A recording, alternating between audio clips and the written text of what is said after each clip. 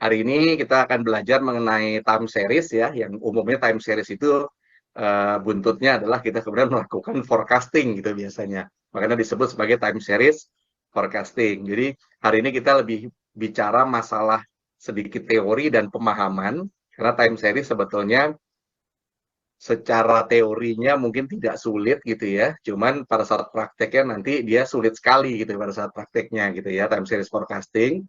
Nah, tapi kalau kita pemahamannya kuat gitu ya, jadi harusnya akan mempermudah gitu ya, bagaimana kita implementasi nanti pada saat apa namanya di real case gitu ya. Baik, kita akan mulai teman-teman ya, jadi time series. Sebelumnya kita akan mulai dulu ya, ini pemahaman basic ya. Jadi kalau kita analisis data ya, ini data itu kan kita kadang-kadang menganalisisnya kan based on column gitu ya, atau based on field gitu ya. Jadi kalau kemarin teman-teman apa namanya contoh misalnya melakukan predictive classification, kita mau menebak based on kolom-kolom yang dijadikan prediktornya gitu kan. Nah, itu disebut sebagai cross sectional data gitu ya. Jadi ya cross sectional ya, cross sectional data ya. Jadi intinya datanya kita taruh ke kanan. Jadi misalnya kita punya field yang misalnya apa misalnya hari ini gitu ya, misalnya field misalnya penjualan hari ini. Nah, kemudian kita punya field juga mungkin yang penjualan kemarin, kita punya field juga penjualan rata-rata seminggu lalu gitu bisa dan seterusnya. Bentuknya kolom-kolom-kolom itu disebut sebagai cross sectional data. Nah, ada data yang akhirnya tipenya ya itu sebetulnya analisisnya lebih ke arah bukan cross sectionnya, tapi lebih ke arah time seriesnya, yaitu data yang misalnya kita punya datanya harian, ada kolom, misalnya kolomnya kolom tanggal gitu ya, maka datanya itu sebetulnya dia nambah terus ke bawah gitu ya, sesuai dengan penambahan harinya atau penambahan waktunya gitu ya. Jadi kita mau analisisnya justru based on waktunya. Nah, itu biasanya kita sebut sebagai time series data ya. Jadi contohnya kalau di sini yang time series data itu contohnya nih misalnya ada apa namanya quarterly Italian GDP ya selama 10 tahun terakhir ya, karena dia quarter maka setiap tahun dia ada 4, selama 10 maka row-nya adalah 4 dikali 10 ada 40 row gitu ya misalnya, atau weekly data atau misalnya daily data atau bahkan hourly data ya, bisa juga mungkin datanya per menit atau semi real time. Jadi datanya nambahnya itu karena penambahan waktu gitu ya. Nah, jadi itu disebut sebagai time series data. Nah, kalau kita mau melakukan forecast, bisa nggak sih kita forecast based on cross sectional? Bisa. Tapi kalau kita mau cross sectional, forecastnya, contoh, saya mau forecast besok, ya kan, berdasarkan data 7 hari terakhir. Maka untuk menebak, contohnya misalnya sales saya besok, ya, atau produksi saya besok, ya, berdasarkan 7 hari terakhir. Maka kita harus punya kolom, ya, kolom misalnya hari ini gitu ya. Kemudian ada D-1, D-2, min-3, min-4, min-5, min-6. Jadi ada 7. Ya, data itu akan kita pakai untuk menebak besok gitu ya. Atau misalnya besoknya masuk kolom today gitu ya, maka kita menebaknya dari kolom misalnya D-1, min-2, min-3 sampai min-7 gitu ya. Jadi bentuknya kita buat jadi kolom. Nah, tergantung dari algoritmanya. Nah, kelemahannya apa? Kalau kita analisisnya cross sectional. Kalau cross sectional contohnya gini, kalau kita hanya mau menebak besok gampang gitu. Tapi kalau kita mau menebak besoknya lagi gitu ya, atau bahkan 100 hari ke depan, maka kolomnya nambahnya menjadi sangat banyak gitu ya. Dia nambah terus. Dan yang bahaya adalah begini. Kalau saya punya hari misalnya, saya mau tebak besok, saya punya data 7 hari terakhir, maka data yang besoknya kan saya tebak dengan 7 hari ini gitu ya. Kemudian kalau hari besoknya lagi, maka kan saya bisa nebak dengan 2 cara ya. Saya nebak dengan tebakan besok plus 6 hari terakhir ya. Atau saya tetap tebak dengan hari apa ini mundur 7 hari gitu ya.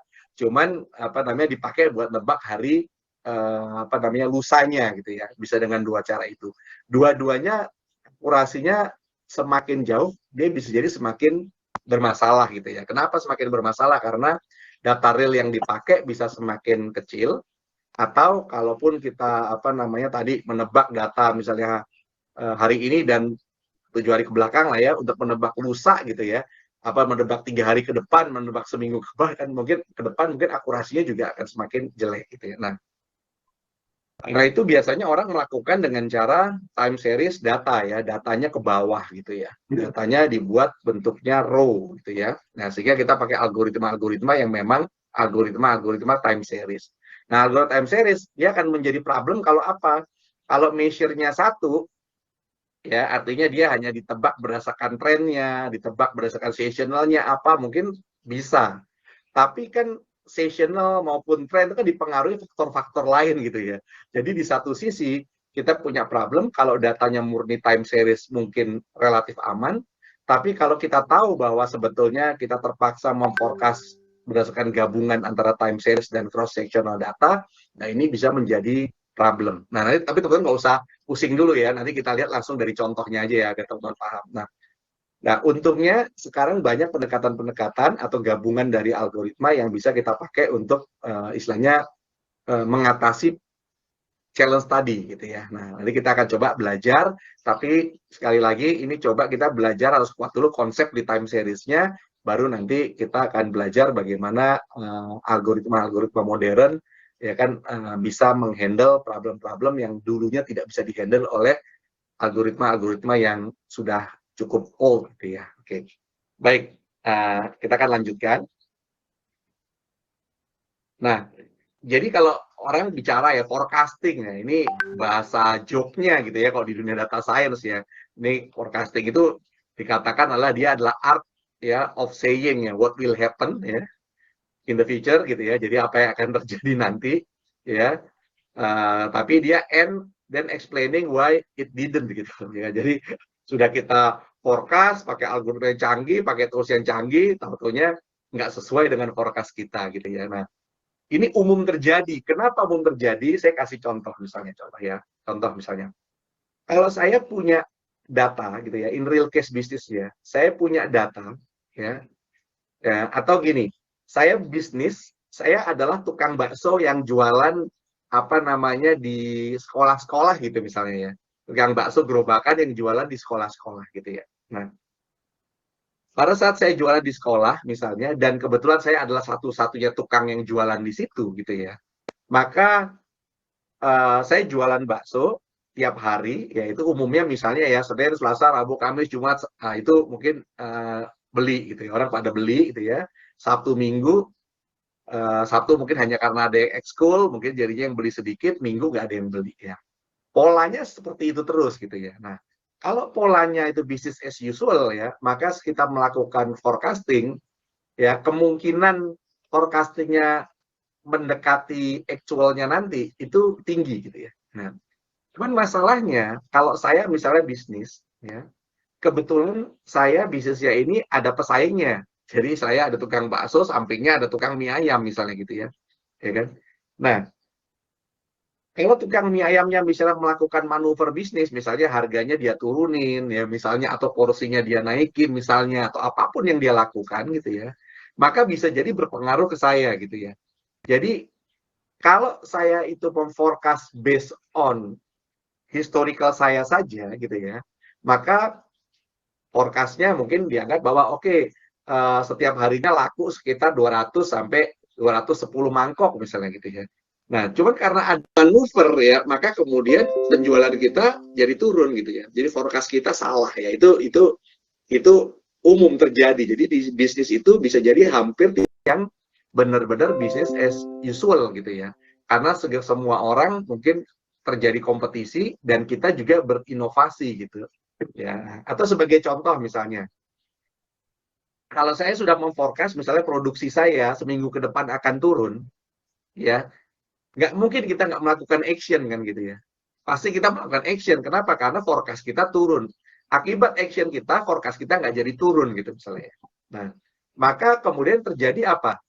Forecast kita dianggap salah. Kenapa? Karena di forecast-nya turun, actualnya tidak turun gitu. Padahal tidak turunnya terjadi karena apa? Karena kita sudah melihat bahwa trennya turun, maka saya melakukan action sehingga tidak turun. Nah, ini adalah kejadian-kejadian yang biasa terjadi di forecasting gitu ya. Nah, karena itu setiap kali kita memforecast kita harus clear ya, paham tujuan kita apa.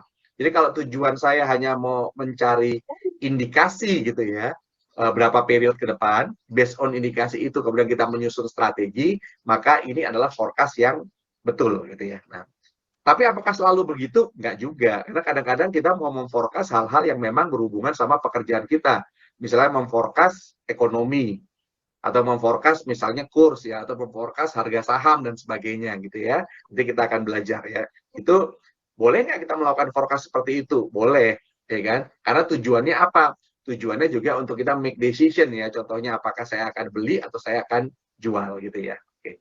Nah, jadi kalau kita balik lagi ke sini, ya kan?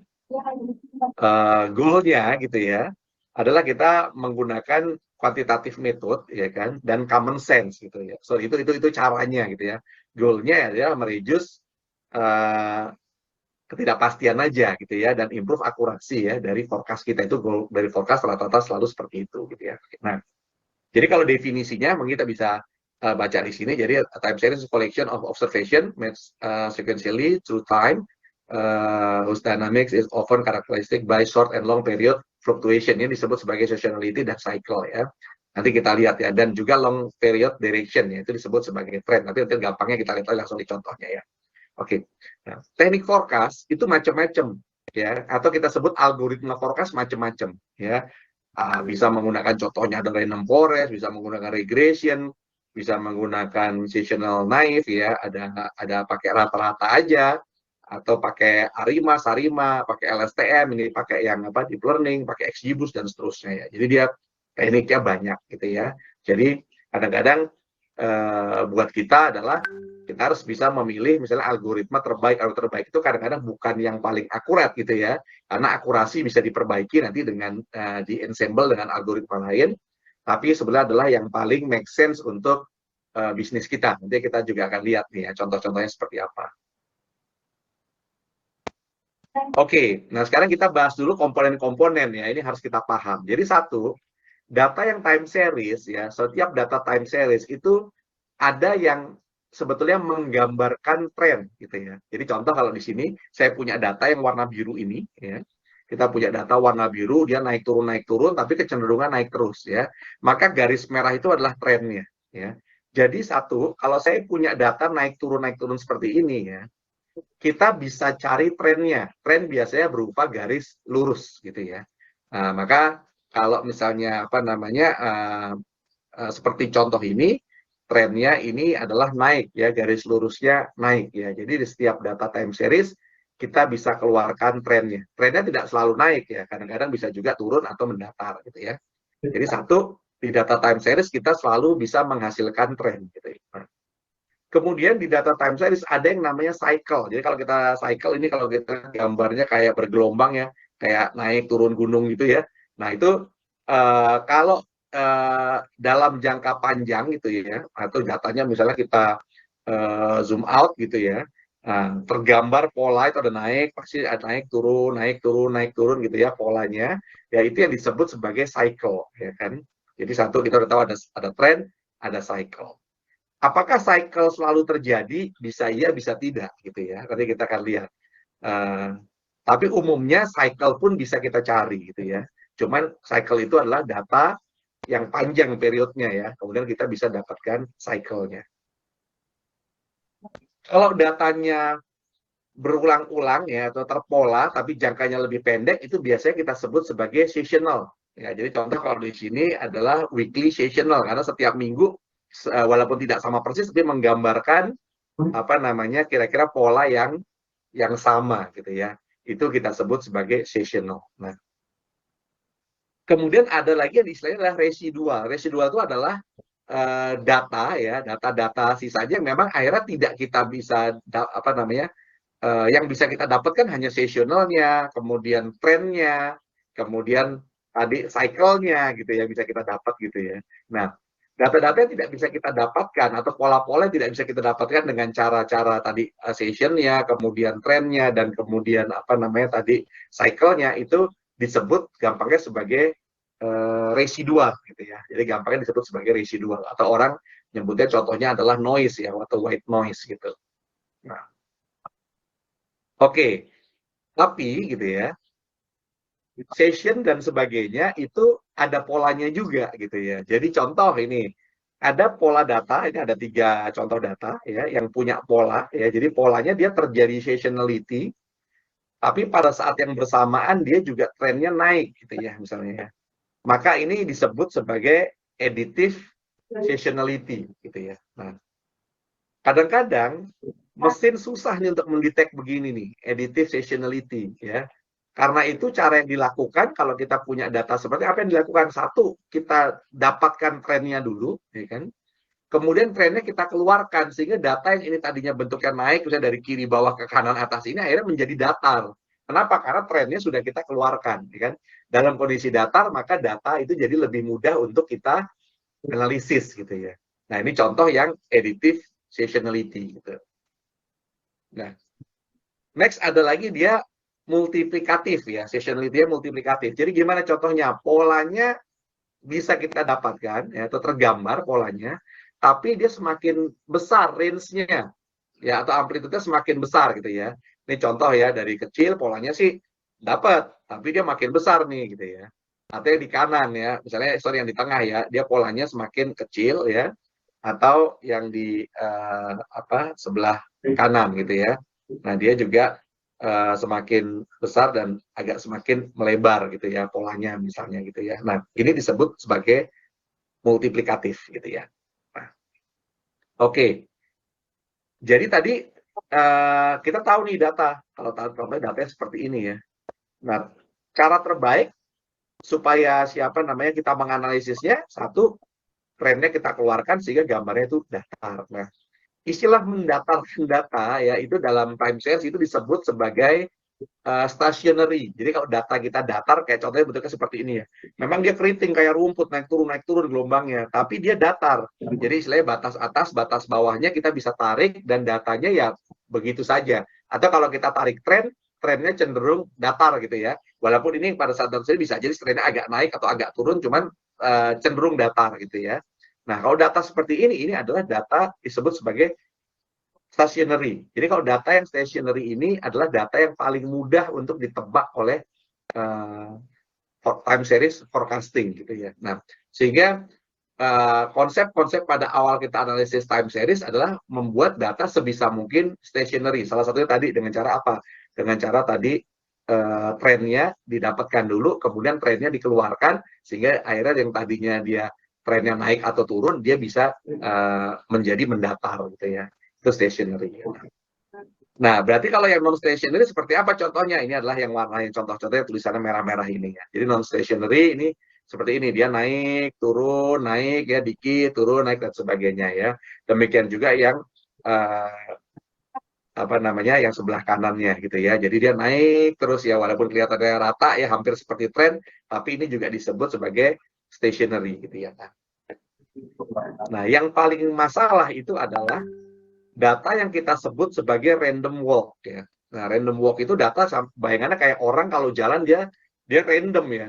Nggak punya pola. Biasanya orang jalan kan dia jalan ke depan aja gitu ya. Atau kalau kemudian dia belok kanan, dia kanan dan sebagainya. Ini anggap saja jalannya random gitu ya. Dia lagi jalan ke depan, tiba-tiba bisa belok kiri, tiba-tiba bisa mundur, bisa ke belakang dan sebagainya. Nah, ini itu istilahnya adalah random walk. Nah, untuk data-data yang random walk itu umumnya akurasi kita pada saat nebak akan sangat kecil gitu ya. Nah, contoh random walk itu seperti apa sih? Contoh pergerakan harga stok ya atau harga saham misalnya atau harga komoditi gitu ya atau fluktuasi mata uang ya. Itu umumnya dia random. Kenapa umumnya itu random? Karena banyak pihak yang bermain di situ gitu ya. Artinya terjadi tarik menarik, terjadi manipulasi ya, ada bandar dan sebagainya menyebabkan akhirnya polanya itu dia adalah menjadi random, tidak tertebak gitu ya. Nah, nanti kita akan pelajari nih akhirnya data yang bisa kita forecast itu yang seperti apa ya, data yang sebetulnya pada saat kita forecast itu hasilnya tidak akan bagus seperti apa ya, itu adalah pemahaman kita harus tahu dulu untuk set ekspektasi gitu ya. Nah, cuma dari sini kita baru sampai di data yang random walk, ini kayak begini contoh random walk ya. Jadi ini sangat sulit untuk dilakukan forecast ya yang akurasinya baik gitu. Jadi tadi itu belajar prinsip-prinsip. Jadi yang utamanya apa tadi? Satu, dia ada tren, ya, ada cycle, ada seasonal, ya. Kemudian data itu kita lihat lagi dari sisi dia stationary atau non stationary, gitu ya. Kemudian apakah terjadi random walk atau datanya yang benar-benar ngacak, gitu ya. Nah, itu adalah prinsip-prinsip apa namanya atau istilah-istilah yang mungkin menjadi basic dari time series analisis, gitu ya. Nah, tadi kalau ada yang editif, ya, ada multiplikatif, ya, itu hanya sekedar apa namanya penyebutan, tapi polanya itu tetap terbaca, ya. Kalau editif atau multiplikatif session itu tetap terbaca polanya, gitu ya.